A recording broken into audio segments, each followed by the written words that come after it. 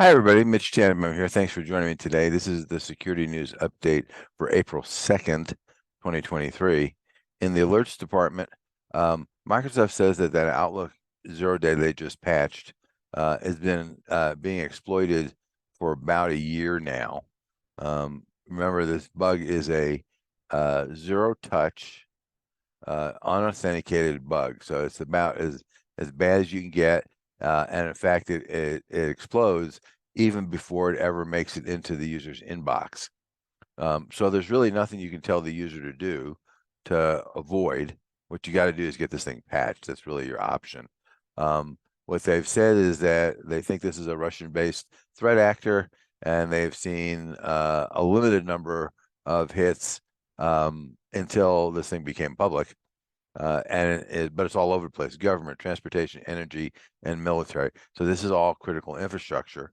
So if you fall in that category, one of the 16 critical infrastructure sectors, then you're at higher risk. So that's number one. Number two, in the privacy alerts department, we're seeing a recent uptick in the free gift spam department, and it's a significant uptick, and the spam, the amount of the gift is very sizable. Like one I saw was a free cordless drill, and another was a $100 Amazon gift card. So your employees might be tempted to go off and click on the link, just to see. In the meantime, you get infected. So FYI, that's going around. And what you might want to do is, if in your phishing training, try one of those and see how many people get caught. So it'd be interesting test for sure. And the software and hardware to check out, Microsoft is interesting. So, Microsoft invested $10 billion, that's with a B, in OpenAI. And it gives them the rights to the large language model generative AI tools. And they're just putting it in everything now. So, which is great for the users. I mean, it's a wonderful thing. They now are using generative AI in all the Office applications and Teams, in Great Plains Dynamics, and Defender. From a security perspective, what you're going to be able to do is use that large language model to go off and help you analyze the data, which would be really great, because that's a big challenge. And if you can figure out how to do that. Some of these tools, they really have not released a release date. I haven't seen any pricing on any of this. I'm sure, just like ChatGPT has been, it's going to be free for now, and then once they get you hooked, then they're going to ask for money. How much money? Not clear. Is this going to be only with like Office E5 or whatever? Not clear. It certainly could be a spiff that would be something that they would try to entice you into buying a higher level level of the Office products. Not sure how that works. I mean, it could work with Dynamics, because Dynamics has the same sort of pricing model. So we'll see. But definitely cool stuff for sure. We'll see how quickly it comes out. Microsoft has started limited rollout of a new version of Teams, which is great, because in my not so humble opinion, Teams is an absolute pig. And so they claim this one is twice as fast, and I think like 3 times as fast, and uses half the memory. So that's a great thing for anybody who uses Teams, because it is really sluggish, in my opinion. Next, in the patches department, Apple is patching all iThings, and there is an attack against iOS 15 right now, but Apple can't quite figure out whether you can still use iOS 15, whether you have to upgrade to iOS 16. They keep changing their mind. Now I think the theory is, well, you must upgrade to iOS 16 unless you're running a phone or device that won't run iOS 16. So the good news is, if you're running iOS 16, and you're current in your patches, then you're okay. It's only a problem if you're running iOS 15. In the legal department, interesting things, and I'll write more about this week, but if you use AI to go off and generate stuff, The law is not on your side in terms of protecting yourself. So it doesn't mean you shouldn't use it.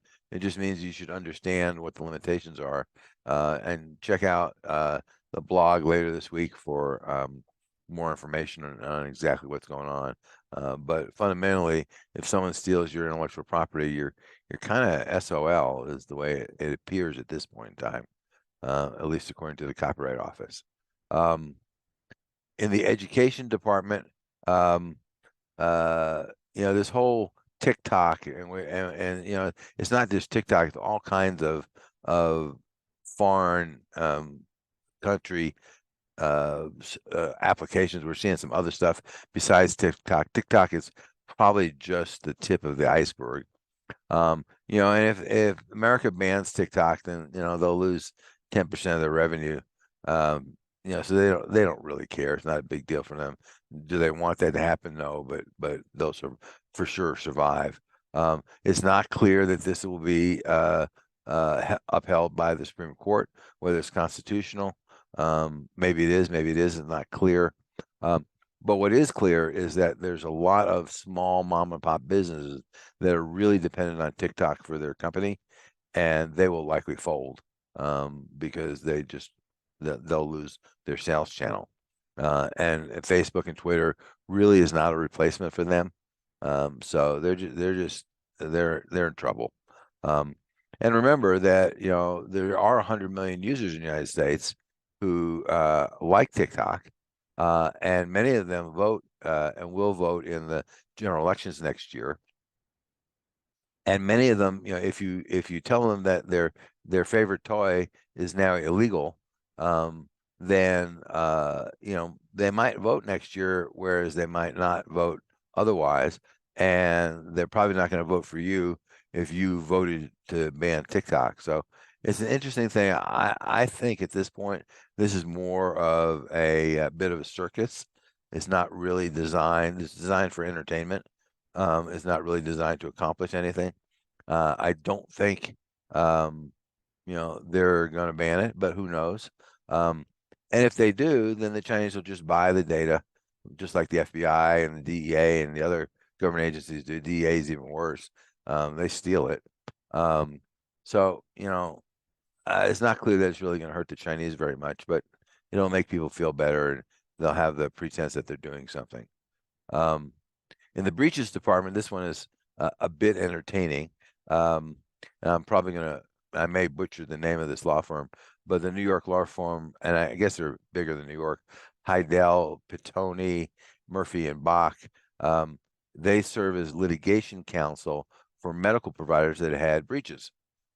Unfortunately, the law firm got hacked, and they just settled with New York State for not protecting HIPAA-covered data, and they paid a fine of about $200,000 for their screw up. So now their customer, who is New York Presbyterian Hospital, is probably not terribly happy with them.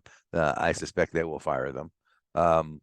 And other hospitals are probably going to say, "Yeah, I think I'll try some other law firm."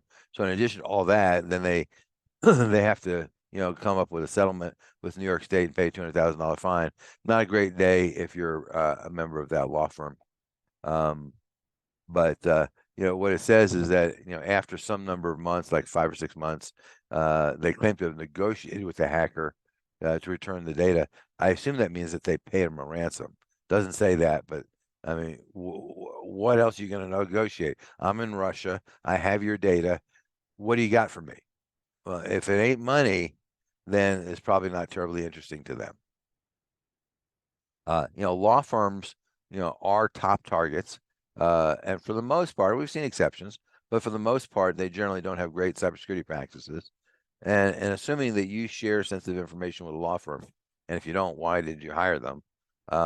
Then you really need to check out their security practices before you do that. We'd be happy to help you do that, and that's just part of the bigger vendor cyber risk management program. But law firms in particular, you really got to go off and figure that out. Twitter admits that a chunk of their source code has been posted on GitHub. It's not clear exactly how much it is. But still, this is, GitHub is just, like the whack-a-mole problem. They just keep going from one bad situation to another bad situation. According to sources, whoever published the code left the company last year. Given all the mass firings, there's a lot of people who left the company last year. It may be hard to figure out who it was. Maybe they know. I don't know. They haven't indicated that they know who it is. And Twitter really had somewhat shabby security practices. So whether they have enough logs to figure out who did it and whether they still have preserved the logs, all that is unclear. On the other hand, according to New York Post, which is a very reliable source, this code was been public on GitHub for months. So who knows who downloaded it? Twitter, in their effort to try to contain this mess, and you can't blame them for trying to do that, has told GitHub to preserve the information. Now, remember, GitHub is owned by Microsoft, so it's not like Twitter is playing with a mom and pop company. Microsoft, could go off and deal with Twitter like a fly speck. So it'll be an interesting fight. Now, I think in fairness, Microsoft probably doesn't want people to do that to them. So, they will probably take reasonable steps to preserve things that they can. Probably better than Twitter has the ability to go do, in fact. But we shall see what happens out of that. Also in the hacking department, multiple universities in Louisiana are under attack. This month, it's the University of New Orleans, the LSU Agricultural Center, the Nunez Community College, River Parishes Community College, and Southern University of Shreveport. They all took down their networks early due to cyber attack. Early this month, Southeastern Louisiana University shut down its network. All these are actually in March, so this is beginning of April now. And then in February, Xavier University of Louisiana also shut down their network after a breach. So these guys are, going after colleges because colleges are pretty open. They don't have a lot of money typically, and they're easy targets. Right now, it looks like Louisiana's Department of Homeland Security, which does have a great reputation in the cyber side of it, is helping them harden their networks. My question is, where does the money come from? Universities always have a problem getting enough money. Now, maybe be one of these things where, they've been crying for money for years, and now all of a sudden, now that they got hacked, oh, we got all the money here. How much money you need? How big a check do you want? So it could be as simple as that. But they're doing that. Also, the Puerto Rico Water Authority was hacked. Now, here's the cool thing. So this is technically the Puerto Rico Aqueduct and Sewer Authority is who it is. And they said that customer and employee data was compromised, but their operational network, that thing that runs the water supply, was not compromised. Why? Because they had that segmented off, which is the right answer. They get a gold star for doing that. And they're working with the FBI and CISA to try to figure out what happened. But the data that was stolen included driver's license, passports, and more stuff like that. And I would say, given the track record for companies with security, people might want to start declining to give these documents to them because you really don't have any control about whether they're going to protect them or not. And things like driver's license and passports, is really, really hard to get the issuing authority to go off and say, give me a new number because my information was compromised. They'll just kind of laugh at you for the most part, unless you get a court order forcing them to do that. And that's neither simple nor cheap. Recently, I actually got a company that asked for a copy of my driver's license and a video of me, which I guess was trying to prove that I was actually alive, although I probably could have done that with an AI. I declined. They can send me a paper bill, which is fine with me. I don't really care. And I will send them a paper check. I still know how to write a check. It'll cost me 60 cents a month and it'll cost them about $15. So, it works for me. Companies like to let people use their personal devices, but the reality is that personal devices absolutely compromise security. We saw that in the LastPass breach where they're finally admitting what happened. And there was a user who was using his personal computer. I don't know whether it was Windows or Mac, doesn't matter. But he wasn't rigorously updating it. In fact, sounds like it wasn't updating it hardly at all. And so there was an exploit that was patched in 2020. This is now 2023, and he still hadn't deployed the patch for it. So that's the risk you run, and this is going to cost them tens of millions of dollars, but they saved a few bucks and letting them go off and use his own computer. Next, the New York court system is about to rule on the future of crypto. This is an argument over whether crypto is a security, in which case it has to be registered. This is about $1 billion worth of crypto as an offering, a registered securities offering. And the company who is being sued by the Security and Exchange Commission. Now, it's interesting, there's a fight between the SEC and the Commodities Future Board, and we don't know who's going to win, but the Commodities Board is considered a much lighter regulator. So the crypto guys are hoping neither one of them wins, but they're hoping that the Commodities Future Trading Commission wins if somebody has to win. But we shall see. So that's in the offering. Watch for that. According to security firm Cofense, phishing email volume is dramatically up. I can tell you that in my phishing email folder, I get just hundreds and hundreds of these things a week. They said is up 569%. The vast majority of these things are trying to steal credentials. That is obvious, because if you steal credentials, then you can do whatever you want. And they're also using modern tech. They're using Web3. They're using Telegram. In fact, Telegram usage, they say, is up 800%. So from that perspective, these guys aren't going anywhere anytime soon. And if you don't have an aggressive anti-phishing training program, you really need to set one up. If you need help figuring that out, then let us know. We'll be happy to do that. And finally, in the news bites, Twitter is about to open source their recommendation algorithm, which people have been longing for a long time. It's a great thing for users. We shall see what happens there. Last year in the ominous spending bill, there was a requirement for a new Assistant Secretary of Defense for cyber. The DoD is trying to get that right, figure out exactly what that person should do and how big a team they should have, and what their mission objectives are and all that stuff. So they're not even going to propose somebody for that post until the end of this year. This is kind of normal for the government. It takes a long time. So this will be 3 years before the person even sits in the chair for the first time. Although it's conceivable that they're going to have somebody who is acting in the role of the Assistant Secretary of Defense for cyber. That is a bypass for Congress, and that would help. So we'll see. This is the time of year for IRS email scams, and they are going full tilt boogie. Italy has banned, at least temporarily, ChatGPT, saying it violates the GDPR, which I think it probably does.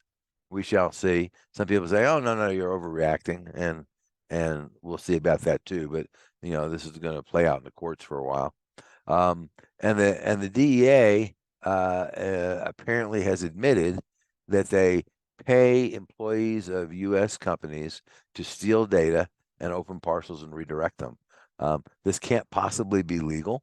There is no court order to do this. This is literally, basically bribing an employee of a private company like UPS or Greyhound Bus or whoever to steal data and give it to them. Can't see this as legal, but what do I know? And just to reiterate on the law firm thing, if you need help figuring out whether your law firm is actually protecting your information, reach out to us. We'll be happy to do that. Until next time, stay safe, and thanks for listening. TurnKey Cybersecurity and Privacy Solutions offers the complete cybersecurity program for small to medium-sized businesses. They include everything needed to secure your business and meet compliance requirements. Visit our website at turnkeycybersecurityandprivacysolutions.com to learn more.